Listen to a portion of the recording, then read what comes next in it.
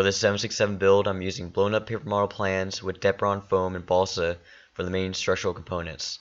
To power this airliner, I'm going to be using two of these 72mm alloy EDFs running on a 6-up battery, which should give me about 3.2 kilos or 7 pounds of thrust. Along with the standard 4 channels, I plan to add working retracts and spoilers, along with fixed flower flaps. For a more detailed build log, click on the RC Gears thread in the description box. I started the build with the aft end of the fuselage and the tail section. I actually built two, one with full flying horizontal stabilizers, as you can see here, and one with a normal built-up stabilizer.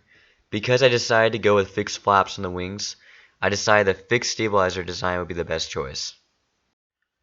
The build construction is actually very similar to a paper model or full-scale airliner.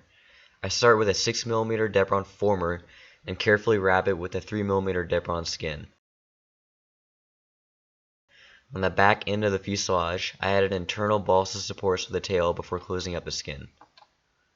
Here you can see the construction of the 767's large vertical stabilizer using two 3mm thick balsa spars and a 3mm Depron sheeting for the outer skin. There is a high-tech HS65 servo inside to control the rudder. The horizontal stabilizer construction was more complicated due to the dihedral and incidents in the design. I started with a 3mm balsa spar going through the internal balsa supports, followed by the skins and the rest of the internal foam and balsa spars. Before adding the top sheeting, I glued in two 9-gram Metal Gear servos to power the elevators.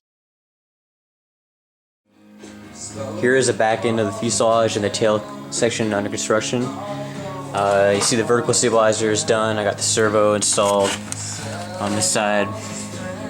The rudder is drying right now, and I got the horizontal stabilizer structure complete, the internal structure. Next up is the sheeting on top. You can see how I did it here. Just a simple 3mm Depron spar, and this is the wooden spar that connects into the fuselage and gives dihedral.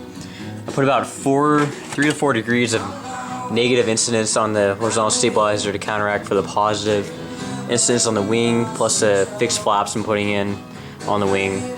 I got two 9-gram servos installed, and it's time to sheet the horizontal stabilizer and build the elevators.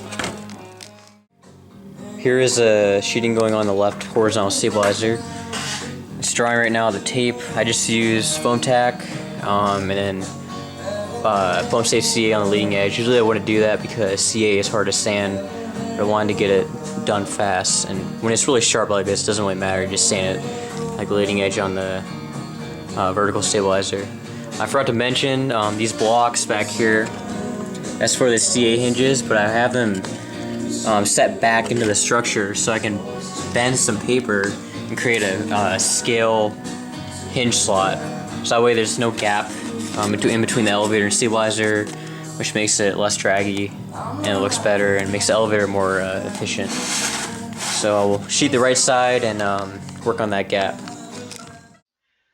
Once I finished the sealed hinge gaps, I quickly added the Depron APU exhaust and sanded it to shape.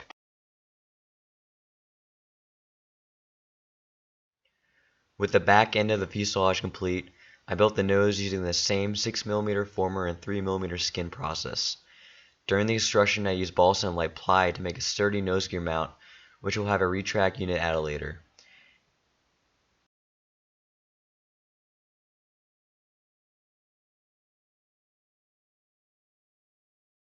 After a few spackle and sanding runs, I was satisfied with the overall shape. The final part to the fuselage is the center section, which I built using 6mm formers mounted to a long balsa backbone. The formers are carefully spaced in order to accommodate the wing box mount and the battery hatch. After checking to make sure the angles are correct, I sheeted the center fuselage in 3 sections and then glued on the nose and back end with epoxy to complete the fuselage. That is it for part 1. In the next video I'll build the wings.